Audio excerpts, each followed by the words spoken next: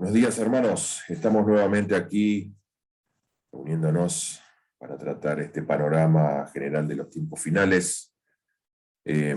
Vamos a orar. Señor, gracias por este espacio, por este tiempo. Gracias, Dios, por la oportunidad que vos nos das de asomarnos otra vez en tus misterios. Señor, y te rogamos que vos nos des, Señor, esa pasión por seguir conociendo acerca de tu palabra, conociendo acerca de aquellas cosas que vos ya nos has revelado. Y Dios, también te ruego que vos nos des sabiduría para poder aplicarla a nuestra vida y también, sobre todas las cosas, para que esto sea de bendición para otros, para que esto redunde, Señor, en la extensión de tu reino. Así que, Señor, yo te ruego que nos ayudes a entender cómo, cuándo, cuáles son las palabras, Señor, cuáles son los tiempos, que nos des el coraje, Señor, para hablar, Señor, para compartir acerca de tus cosas con otros. Nos ayude, Señor, a refinar en nuestra vida, Señor, la misión que vos nos diste. Gracias, Señor, por este espacio. Te amamos, Señor, te bendecimos, te adoramos. En el nombre de Jesús. Amén. Muy bien, estamos hoy, va a ser una clase un poquito más cortita porque yo quería terminar con esta postura, que es la pretribulacionista, que es la que estamos viendo. La clase pasada vimos 3 argumentos en favor de esta postura y hoy vamos a ver los que queden y ya el domingo que viene arrancaremos con otra cuestión acá de este tema. Pero es importante recordarles, yo quería recordar un poco a todos el hecho de que estudiar la palabra de Dios, sobre todo en este tema, no tiene solamente que ver con una cuestión futura, ¿sí? Nosotros no estamos haciendo, qué sé yo, bibliomancia, ¿no? No estamos tratando de tener más en claro el futuro, que por supuesto creo que el conocimiento de lo revelado por Dios en relación a este tema es importante, pero sobre todo ver cómo estas verdades se aplican a nuestra vida hoy, ¿sí? A la vida de otras personas. Creo que es importante entender cómo nosotros podemos aplicar toda la palabra de Dios a los tiempos en los que estamos viviendo, que nos toca vivir, los tiempos no solo de nuestro país, sino sobre todo nuestros tiempos personales. Entonces toda la palabra de Dios es apropiada para cualquier tiempo nuestro. Entonces también los desafío a hacer el ejercicio de, bueno, esto que estamos viendo en relación al futuro, ¿qué implicancias tiene en mi vida hoy? Bien, nos quedamos en el punto número 3, la clase pasada, hoy vamos a ver desde el 4 en adelante. Y para la clase de hoy, el primer argumento que vamos a presentar en relación a la posición pretribulacionista, que también le decimos la posición dispensacionalista, tiene que ver con este puntito acá. Hay quien al presente detiene al inicuo. Esto es un pasaje que está ahí en 2 Tesalonicenses 2, y acá en versículos 3, 7, 8 acá, lo tenemos, dice, nadie nos engañe en ninguna manera, porque no vendrá sin que antes venga la apostasía y se manifieste el hombre de pecado, el hijo de perdición. Porque ya está en acción el misterio de la iniquidad, solo que hay quien al presente lo detiene hasta que él a su vez sea quitado de en medio. Y entonces se manifestará aquel inicuo a quien el Señor matará con el espíritu de su boca y destruirá con el resplandor de su venida. Esta frase acá, solo que hay quien al presente lo detiene, es uno de los argumentos que los pretribulacionistas usan. Hay 2 señales en relación al reinado del anticristo, y son estas. Una apostasía previa a esto, seguramente acá veremos el despliegue de la gran ramera en todo esto, y la otra es la remoción, como dice acá, de quien al presente lo detiene, ¿sí? Hasta que él a su vez sea quitado en medio. En este versículo nosotros vemos estas señales, ¿sí? Hay alguna discusión en relación a esto y se discute mucho respecto a quién es este quién. Y acá queda claro que se trata de alguien, no de algo. Y los pretribulacionistas insisten que este quién solo puede ser, y uno podría agregar acá por razones obvias, el Espíritu Santo. Solo, y esto es algo que para nosotros queda muy claro, solo alguien de la Trinidad puede ser, por supuesto, más poderoso que el hombre de pecado y que su sponsor, en este caso Satanás, ¿sí? Solo un miembro de la Trinidad, solo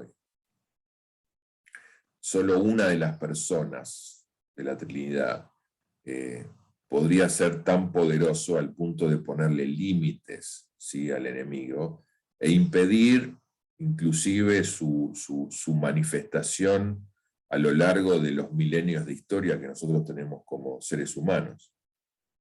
Ahora, nosotros conocemos bien esta verdad y sabemos que el Espíritu Santo hace su obra a través de la iglesia, reside en la iglesia, en los cuerpos de cada uno de nosotros que formamos la iglesia. Léase aquellos renacidos, aquellos regenerados por el Señor. Por lo tanto, para que el Espíritu Santo sea quitado de en medio, la cuenta que se hace acá, dice que obviamente también la iglesia debería ser quitada en su totalidad, porque es, digamos, el medio a través del cual él opera. Nosotros, la iglesia, somos el cuerpo, somos el templo del Espíritu, como en su momento lo fue Jesús. Acuérdense ahí en el capítulo 1 de Juan, cuando él habla acerca de que él se hizo carne y habitó entre nosotros. La palabra literal que se utiliza ahí es tabernáculo. En primer lugar fue Cristo. Hay en la historia una evolución que tiene que ver con el tabernáculo, con el Señor, etc. Finalmente, el lugar de residencia de Dios a través de la historia ha pasado del tabernáculo, ha pasado por Cristo y finalmente el último recipiente de la presencia de Dios ha sido la iglesia. Entonces, para que el Espíritu Santo, que es aquel que puede frenar, digamos, toda la operatoria, sea quitado, entonces tiene que ser quitada la iglesia. Como ya habíamos dicho un poco más atrás, cuando hablamos específicamente de los dos testigos, esto explicaría también por qué sería necesario que vengan estos dos testigos a predicar el arrepentimiento de Israel, ¿no?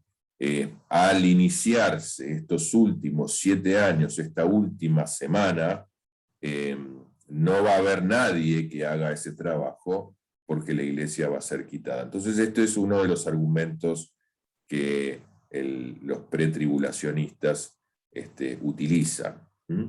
El otro argumento tiene que ver, perdón, esto es justamente lo que tenía que ver con las señales. El otro argumento tiene que ver con las bodas del Cordero. Ahí en Apocalipsis 19, del 7 al 8, dice: gocémonos y alegrémonos y démosle gloria, porque han llegado las bodas del Cordero y su esposa se ha preparado. Y a ella se le ha concedido que se vista de lino fino, limpio y resplandeciente, porque el lino fino es las acciones justas de los santos. En este pasaje se habla acerca de las bodas del Cordero y claramente, como todos nosotros sabemos, la novia es la iglesia. Según este texto de Apocalipsis, esta celebración va a ocurrir antes de la segunda venida, la cual se relata 2 versículos más adelante, ¿sí? En el versículo 11, a partir del versículo 11, ¿no? Entonces, siendo que la iglesia, la novia, necesariamente tuvo que, siendo que la novia va a estar en las bodas del Cordero, bueno, necesariamente tuvo que haber sido arrebatada un tiempo antes de esta segunda venida para celebrar junto con el novio la fiesta nupcial. Acuérdense que en la segunda venida la novia, la iglesia, viene, ¿no?, con Jesús. Entonces, necesariamente, y las bodas son antes de la segunda venida, bueno, necesariamente la iglesia debería ser arrebatada antes de la segunda venida para celebrar justamente estas bodas del Cordero. El otro punto es el escape de Jerusalén. Y ahí hay un versículo de Mateo 24. Por tanto, cuando veáis en el lugar santo la abominación desoladora de que habló el profeta Daniel, el que le entienda, entonces los que están en Judea huyan a los montes. El que esté en la azotea no descienda para tomar algo de su casa, y el que esté en el campo no vuelva atrás para tomar su capa. A los cristianos, Jesús, en este pasaje de Mateo, les insta a escapar de Jerusalén cuando se manifieste la abominación desoladora que fue profetizada ahí en Daniel 9:27.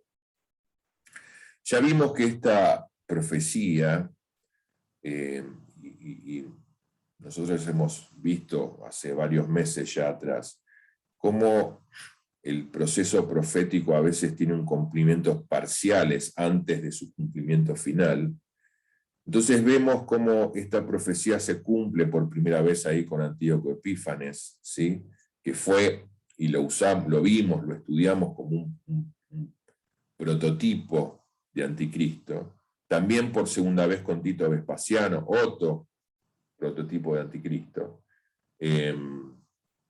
Ya habíamos visto cómo se había de alguna manera cumplido parcialmente esta profecía. Esta tribulación, que fue esta de Tito Vespasiano, que fue a fines del año 60 después de Cristo, termina con una destrucción tremenda de Jerusalén y del templo, ¿sí?, en el año 70. Fue específicamente para Israel. Ahora, algunos autores dicen que hay evidencias de que los cristianos que vivían en la ciudad, gracias a la advertencia del Señor Jesús acá en Mateo, escaparon a tiempo y así fueron librados de todo este tremendo sufrimiento. Entonces, acá los dispensacionalistas, los pretribulacionistas, piensan que esta es una señal que llevaría a pensar que la iglesia tampoco va a poder evitar esta última abominación desoladora, esta última tribulación. Se agarran de esto, de las advertencias que permiten, o que le permitió al pueblo de Dios, estamos hablando acá de los cristianos, ¿no?, ahí en ese primer siglo de nuestra era, que les permitió a ellos poder salirse de este sufrimiento. Entonces ellos usan un poco este antecedente, si se quiere. Otro de los puntos es el arrebatamiento. Acá parece ser secreto, la segunda venida no. Habíamos visto que para la iglesia, para los que son del Señor, bueno, la cosa no es tan sorprendente, o no va a ser tan sorprendente, pero ahí, de acuerdo con Mateo 24, el rapto parece ser secreto y completamente sorpresivo. Eso suena distinto a la parusía, la segunda venida, que todos nosotros sabemos va a ser ruidosa, sumamente violenta, va a haber juicio, guerra, sangre y muerte como no hubo en ningún otro momento de la historia. Entonces, siendo así, los pretribulacionistas concluyen que evidentemente el arrebatamiento y la segunda venida son dos eventos completamente diferentes que van a ocurrir en momentos diferentes, y en el primero la iglesia es llevada al cielo, en el segundo el Señor baja del cielo. Ya habíamos dicho que esto no va a ser completamente sorpresivo, pero acá la cosa es que van a ser dos eventos diferentes. Y que en uno la iglesia desaparece y en otro Cristo aparece. Ahí esto está apoyado un poquito en Mateo 40, entonces estarán dos en el campo, el uno será tomado y el otro será dejado. Dos mujeres estarán moliendo en un molino, la una será tomada y la otra será dejada. Esto apoya esta idea de que uno de los eventos es mucho más sorpresivo. Digo mucho más sorpresivo entre comillas, porque va a ser tremendamente sorpresivo, pero como vimos la semana anterior, no va a ser del todo, no va a ser algo del todo vedado para el pueblo de Dios. El siguiente argumento tiene que ver con la primera resurrección, que es esta primera resurrección que se relata ahí en Apocalipsis 20, del comienzo del milenio. Ahí dice, vi tronos, y se sentaron sobre ellos los que recibieron facultad de juzgar. Y vi las almas de los decapitados por causa del testimonio de Jesús y por la palabra de Dios, los que no habían adorado a la bestia ni a su imagen, y que no recibieron la marca en sus frentes ni en sus manos. Y vivieron y reinaron con Cristo 1000 años. Pero los otros muertos no volvieron a vivir hasta que se cumplieron 1000 años. Esta es la primera resurrección. Aquellos que no son dispensacionalistas o pretribulacionistas interpretan este pasaje como la primera resurrección, o sea que no hubo otra antes de la segunda venida y por lo tanto no hubo antes una resurrección al principio de los 7 años o a la mitad de los 7 años, que son las posiciones pretribulacionistas y medio tribulacionistas respectivamente. Los pretribulacionistas dicen que antes de esa última semana la iglesia será raptada, y ahí se acuerdan que habíamos visto aquellos que dormían, que estaban entre comillas muertos hasta ese momento, resucitarían, ¿sí? La diferencia entre pretribulacionistas y medio tribulacionistas es que los pre consideran que eso va a ocurrir antes de que empiece esos últimos 7 años, y los medio tribulacionistas creen que eso va a ocurrir en la mitad de esos 7 años que dividen la tribulación de la gran tribulación. O sea, antes de empezar la gran tribulación ocurriría esa resurrección.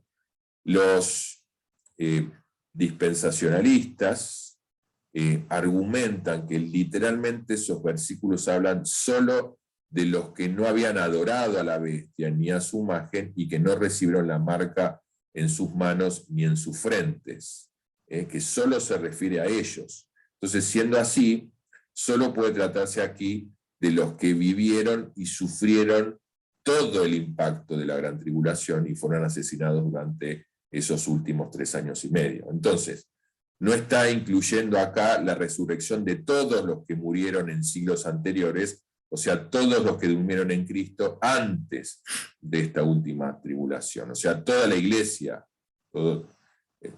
Entonces acá no está hablando de toda la iglesia, sino solamente de aquellos que sufrieron la gran tribulación. Por lo tanto, esta primera resurrección no es la misma resurrección de la que ya habíamos visto antes, se habla ahí en 1 Tesalonicenses 4. En cambio, se trata de la primera resurrección después de la segunda venida, ¿sí? La resurrección de 1 Tesalonicenses 4 ocurrió, según los dispensacionalistas, 7 años antes de la segunda venida, o según los medio tribulacionistas, 3 años y medio antes. Espero que este trabalenguas se pueda entender bien, ¿sí? Me parece que no tiene mucho sentido volver a explicar en un video, así que cualquier cosa se rebobina y se vuelve a repasar.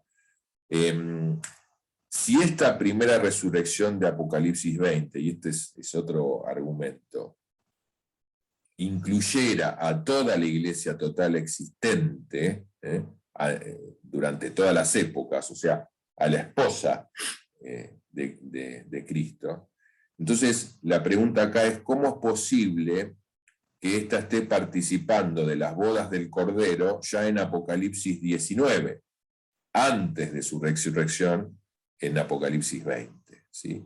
O sea, sería raro. Si la iglesia va a resucitar en Apocalipsis 20, ¿cómo puede ser que ya esté participando en las bodas del Cordero en Apocalipsis 19? Entonces, evidentemente la respuesta sería que fue arrebatada antes de la tribulación, por lo menos 3 años y medio antes, para poder participar en las bodas y luego volver con Cristo en su segunda venida. Y el último argumento de hoy tiene que ver con esto, como en los días de Noé y en los días de Lot también, ¿no? Ahí en Lucas 17 se nos dice: como fue en los días de Noé, así también será en los días del Hijo del Hombre. Comían, bebían, se casaban y se daban en casamiento, hasta el día en que entró Noé en el arca y vino el diluvio y los destruyó a todos. Asimismo, como sucedió en los días de Lot, comían, bebían, compraban, vendían, plantaban, edificaban. Mas el día en que Lot salió de Sodoma, llovió del cielo fuego y azufre y los destruyó a todos. Así será el día en que el Hijo del Hombre se manifieste. Para nosotros, este argumento y el anterior son los argumentos más sólidos de la posición dispensacionalista o pretribulacionista. Noé entra en el arca 7 días antes de que comience el diluvio y el juicio universal que Dios tiene preparados para la humanidad. Él y toda su familia, o sea, todos los creyentes existentes hasta ese momento, son puestos a salvo 7 días antes de que la cosa se complique del todo, ¿no? En el caso de Lot, todos conocemos la historia, es prácticamente obligado a salir de Sodoma con toda su familia, también antes de la destrucción de la ciudad. Definitiva y claramente, el juicio de Dios no era ni para él ni para su familia, como no lo fue tampoco para Noé y para la familia de él muchos miles de años antes, ni para los cristianos de Jerusalén en tiempo de Vespasiano, y como no, y esto es lo que pensamos, no va a ser para la iglesia en la última tribulación, 7 años antes de la segunda venida. Las personas que el Señor considera de su pueblo son advertidas y son quitadas antes del juicio, ¿no? Entonces, esto es un argumento bastante sólido. Ahora, hay algunos temitas con este argumento, unos pequeños asuntos. En un caso tiene que ver con la temporalidad. Noé y su familia son puestos a salvo 7 días antes, pero no Lot. Lot finalmente es puesto a salvo justo antes del juicio a Sodoma. Ambos son raptados antes, pero no con la misma relación temporal. Entonces, esto es un tema que hay que ver. Lo otro tiene que ver con que el rapto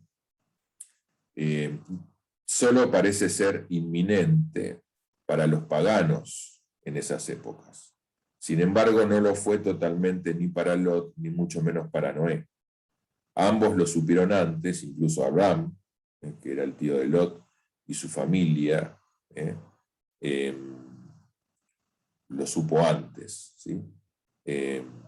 Pareciera ser que ningún hijo de Dios va a quedar a oscuras frente a estos hechos cuando estén por ocurrir. Todos serán iluminados de alguna manera y algún tiempo antes. Lo que no se sabe es cuántos, 7 años antes, 3 años y medio antes, justo antes de la segunda venida. Eso es lo que no queda claro. Entonces son temas, son puntos como para tener en cuenta. Muy bien, llegamos acá, terminamos con esta posición pretribulacionista, y seguimos adelante, ya nos queda bastante poco para finalmente terminar con este estudio de los tiempos finales, así que, bueno, espero que haya servido este tiempo y espero también que el Señor pueda seguir trayendo luz a cuestiones que tienen que ver con nuestra, insisto siempre en esto, con nuestra vida hoy, y cómo este conocimiento de esta parte de la palabra de Dios puede inspirarnos en nuestro tiempo ahora. Así que bueno, Dios les bendiga, un fuerte abrazo.